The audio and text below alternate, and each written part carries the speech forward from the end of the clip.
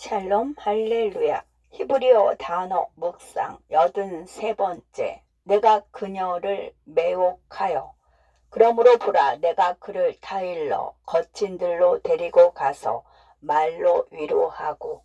호세아 2장 14절. 그러므로 보라, 내가 그녀를 매혹하여 광야로 데려가서 그녀에게 친절하게 말하리라. 문맥상 위 연구 구절은 호세아의 가늠한 아내 고멜에 대해 말하며, 고멜은 하나님의 불성실한 신부 이스라엘을 나타낸다. 하나님은 호세아에게 장녀를 취하여 아내로 삼으라고 지시하셨다. 이는 호세아가 백성에게 전하고자 하는 바로 그 메시지, 즉 하나님께서 느끼시는 것을 느끼고 그분의 마음을 알아야 한다는 것이다. 호세아에게 들려준 하나님의 애언적인 목소리는 하나님의 마음을 아는 것이다. 나는 사람들이 이같이 말했을 것 같다. 가엾은 호세아, 이렇게 불행한 결혼 생활을 하고 이런 비극을 겪다니. 관점의 문제이다.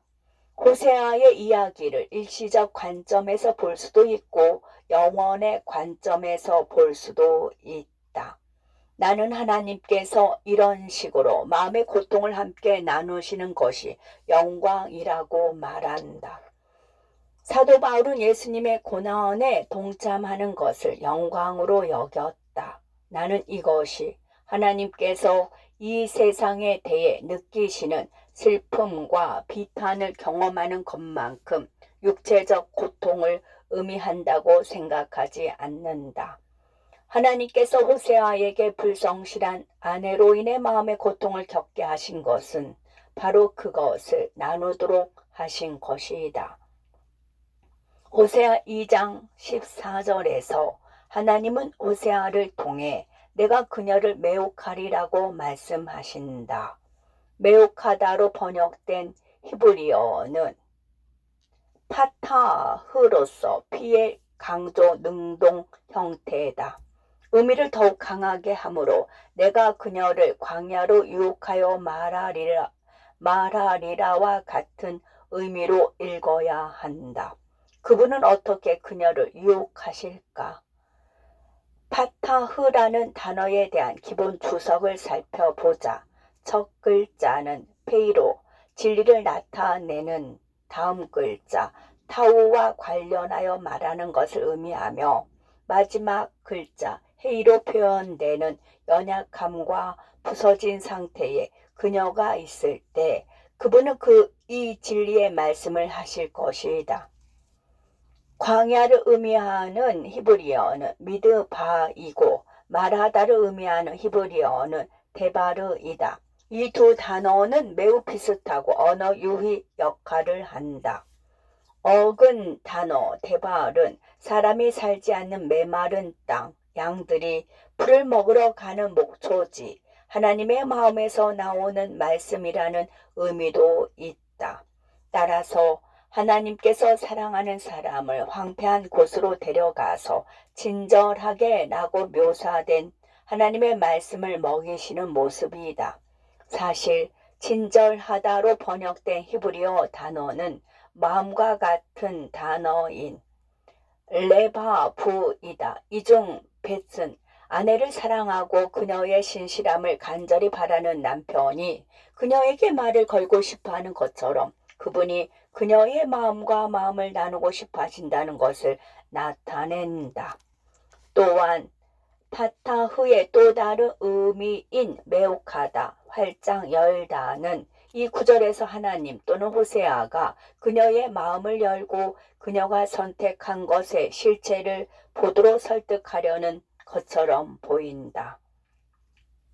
일찍이 이스라엘은 나는 나를 사랑하는 자들을 따르리니 그들이 내 떡과 내 물과 내 양털과 내 삶과 내 기름과 내 술들을 내게 준다 하였음이라고 말했다. 하나님은 가슴이 찢어지게 아픈 대답으로 곡식과 새 포도주와 기름은 내가 그에게 준 것이요. 그들이 바알을 위하여 쓴 은과 금도 내가 그에게 더하여 준 것이거늘 그가 알지 못하도다라고 말씀하셨다. 그 결과 하나님께서 그녀가 이르기를 이것이 내 싹이라 한 그 포도나무와 무화과 나무를 거칠게 하여 멸하리라고 말씀하셨다. 그리고 그녀를 벌하리라고 말씀하셨다. 벌하다로 번역된 히브리어는 파카드로서 단순한 칼 능동 형태다. 따라서 처벌하다를 의미하는 것이 아니라 회복된 관계에 대한 희망이 있는지 확인하기 위해 살펴본다는 의미가 있다. 이 단어가 성경에서 처음으로 사용된 것은 창세기 21장 1절이다. 주님은 사라가 노년의 아이를 잉태할 수 있도록 기적적인 방법으로 개입하셨다. 이 단어의 근본적 의미는 하나님의 백성에게 유익한 결과를 가져오는 하나님의 행동이다. 하나님은 그분의 신부를 광야로 이끄신 후에 거기서 비로소 그의 포도원을 그에게 주고 아골 골짜기로 소망의 문을 삼아 주리니 그가 거기서 응대하기를 어렸을 때와 애굽 땅에서 올라오던 날과 같이 하리라고 말씀하신다.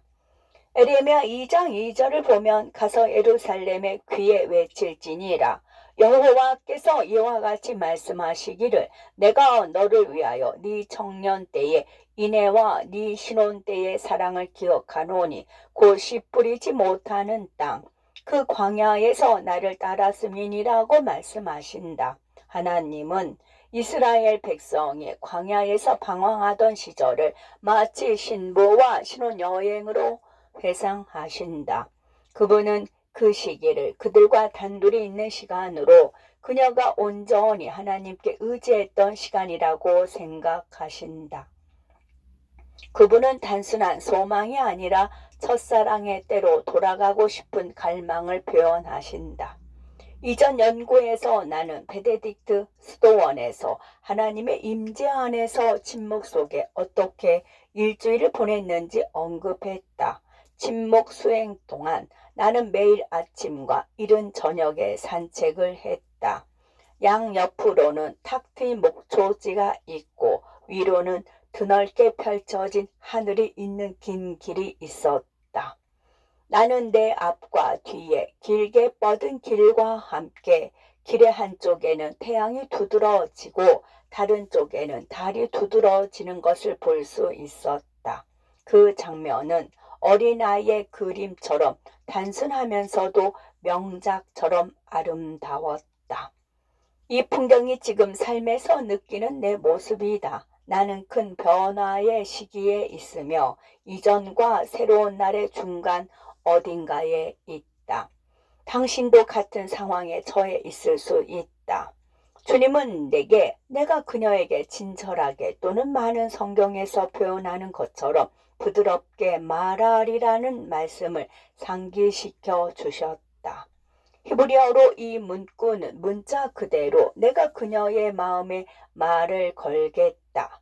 위에를 의미하는 히브리어 R은 전치사 역할을 하는 세모 어근에서 유래했을 수 있고 꽃을 피우다, 새벽처럼 떠오르다를 의미하는 다른 어근에서 유래했을 수 있다. 또는 해가 지는 것을 의미하는 어근에서 유래했을 수 있다. 그러므로 지금은 우리가 처음 그분과 동행할 때와 같이 믿음으로 걷는 낭만과 하나님께서 우리의 사랑과 신실함을 얼마나 소중히 여기시는지 되새기기에 더할 나위 없이 좋은 때다. 그러므로 보라 내가 그를 타일러 거친 들로 데리고 가서 말로 위로하고 그러므로 보라 내가 그녀를 매혹하여 광야로 데려가서 그녀에게 친절하게 말하리라. 호세아 2장 14절 말씀. 아멘.